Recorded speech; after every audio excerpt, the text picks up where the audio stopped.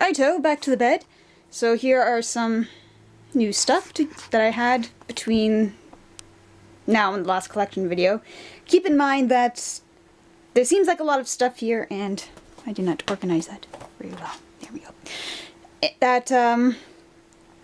There's a lot of stuff here. Keep in mind that Christmas and my birthday came in between there, so lots of birthday money and Christmas money and presents, etc.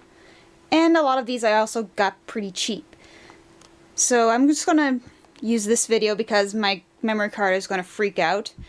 And I'll show some of my more digital stuff in a shorter video that I will attach later. Alright, so first of all, let's just start over here. Prince of Persia: The Sands of Time. A little glare. This is the first Prince of Persia game I've ever played, and I got this for free on a sale. And it's really good. It's the big brother of Assassin's Creed, and you can really tell by the feel of it. It actually feels a lot about like Eco mixed with Assassin's Creed. And there's a lot of good acrobatics, a lot of good platforming. The time mechanic works very well. Farah is one of the best females in gaming, from what I've noticed.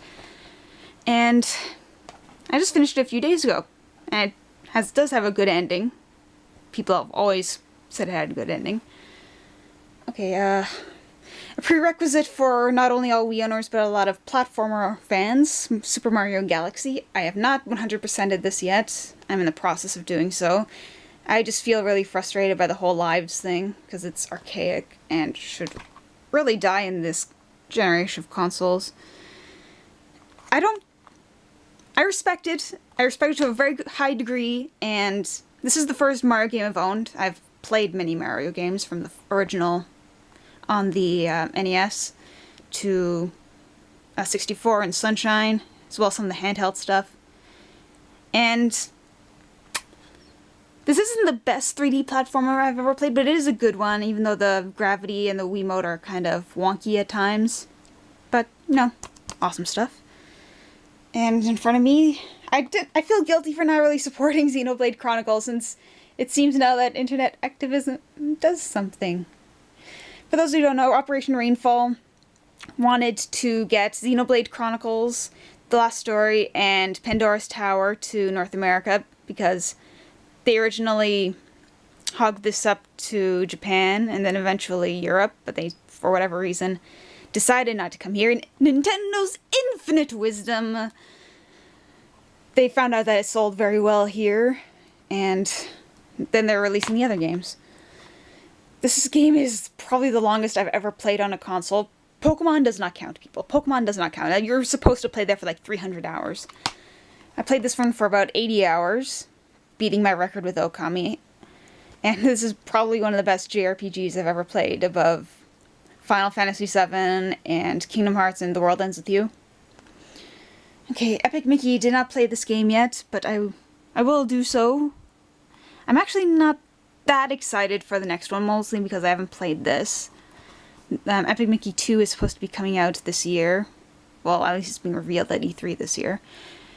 And I probably don't feel as excited about it because I hear this game has a really shitty camera, and even though they're supposed to fix it, I'm very hesitant. And then there is the co-op in the second game. And I don't know why I'm talking about the second game so much. I really need to play this game. Alright? Alright. Posca hasn't finished it either. Bug her.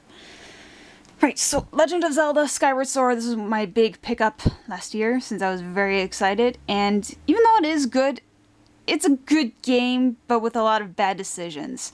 Fi, for example, is probably the worst sidekick I've ever had in a Zelda game.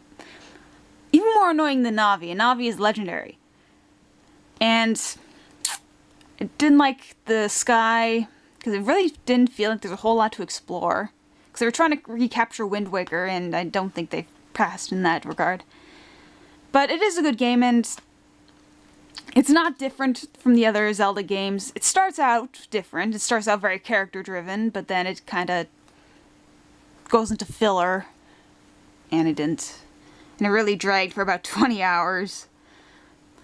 I also got the Wiimote for it, because I didn't have a Wii Motion Plus. I thought it would be the cheaper option, and it's pretty.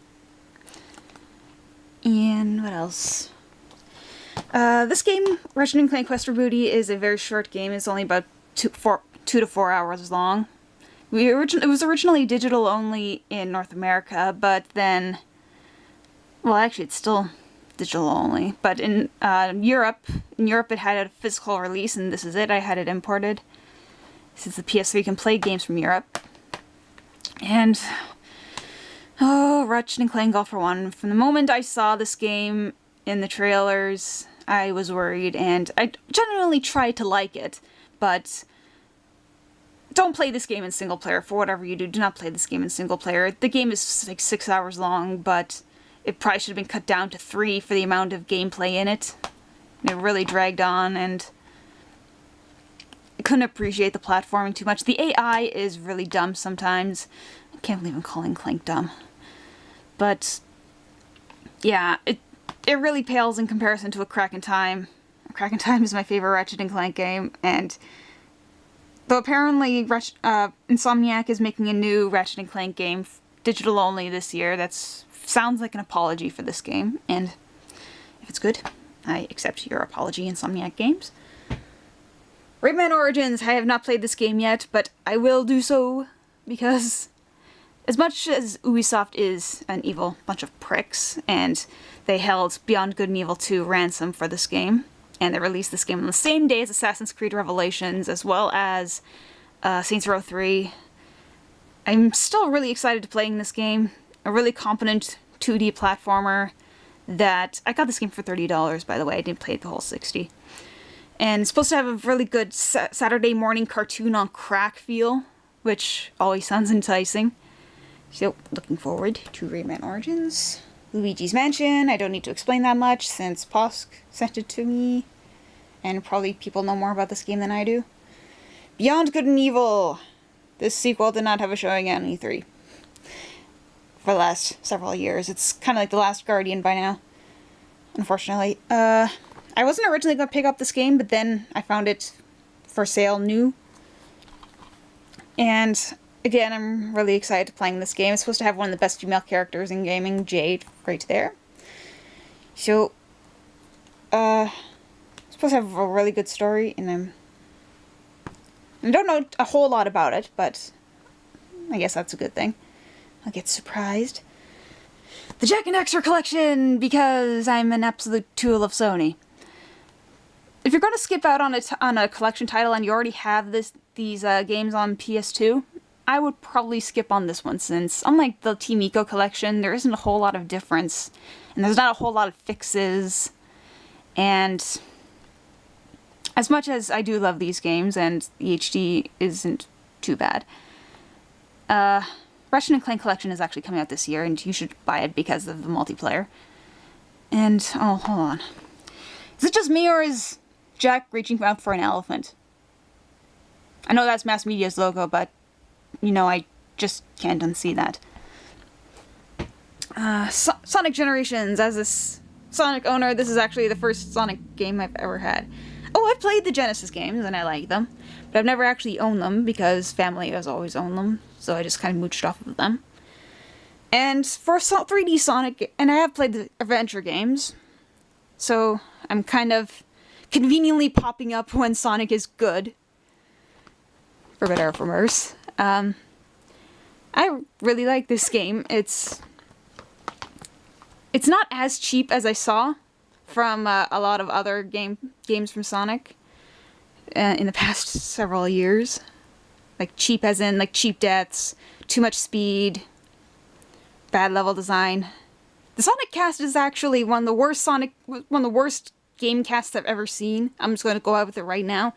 And when the party scene came up, I was like, who the hell are you people? Like, I knew Knuckles, I knew Tails and Amy, but I didn't know Vector and the rest of Team Chaotix. I didn't know Cream. But for recreations of levels that... I don't like what this game represents, because they've been basically celebrating everything that Sonic has been in the last 20 years. Even though about half of that time, Sonic hasn't been very good. I think there's been a lot of missed opportunity in kind of acknowledging that fact. let me have this last few seconds to talk about Sonic Colors, damn it. Yeah, Sonic Colors is seen as the big return to form with Sonic, and even though I kind of haven't felt that same thing, I found Sonic Colors to be pretty average, especially in comparison to Generations, but it's a good game. I really like the story, and the Wisps are shamelessly adorable. So, yeah, and I shall exchange my memory card because it is yelling at me. Okay, so I shall finish things off later. Right, back. So, finished with Sonic over here. And I got this for Christmas, and this is my Zelda 3DS. I don't know why I have this, since I have a working DS, and basically I was either going to get this or a new iPod, and my iPod right now is working functionally right now. And the only game I have for it currently is Ocarina of Time, because, well, what the hell is out for the 3DS? Well, actually, no, that's a lie. Kid Icarus is out, and there's the Tales of games. Right. So, I think that's actually almost it for games. This is the only CD I have to show today. This is Imaginarium by Nightwish. It's probably one of my favorite Nightwish CDs. If anyone had any doubts about Annette, a lot of people have really respected Annette after this CD. You've already seen Chibi Tarasu from Okamiden. Posk gave that to me. I got this for Christmas. This is the Okami art book. It's lots of interesting things in here. Lots of enemies. A lot of old designs that were originally scrapped. Is that the spider? Spider Queen? Yeah. Okay. Digital stuff. I'll go over to the computer.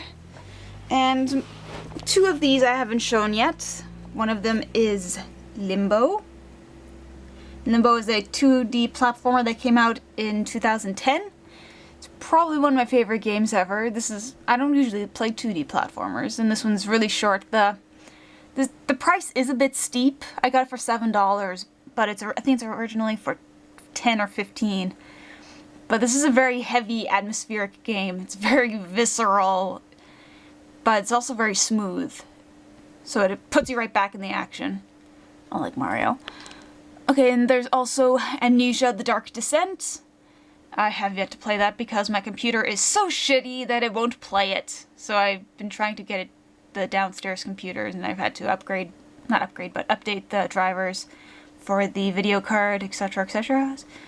And it works now, but I haven't actually played it yet. Like, the 0.7 hours on record is actually just me screwing around with the settings and make sure it doesn't lag.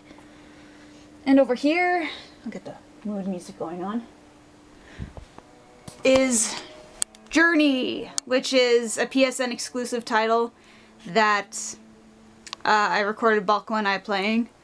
It's very good. It came out in March. It's $15. Again, that's kind of steep for a 2-hour game, but it's very good. It's probably one of my games of the year. And it's a very interesting method of multiplayer. You saw Balko and I playing with each other, but the thing is, you normally get matched up by random. And you don't know who you're playing with until the end. So it's a very fascinating, the stylization in this game is incredible. Very emotional. And I highly, highly recommend it. So that's the end of the video, I guess. Sly 4 is coming out this year, as well as the Ratchet & Clank collection, so I'll probably end up buying those, because, like I said, tool of Sony.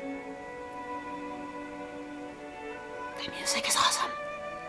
Seriously, the soundtrack's like $5 on iTunes.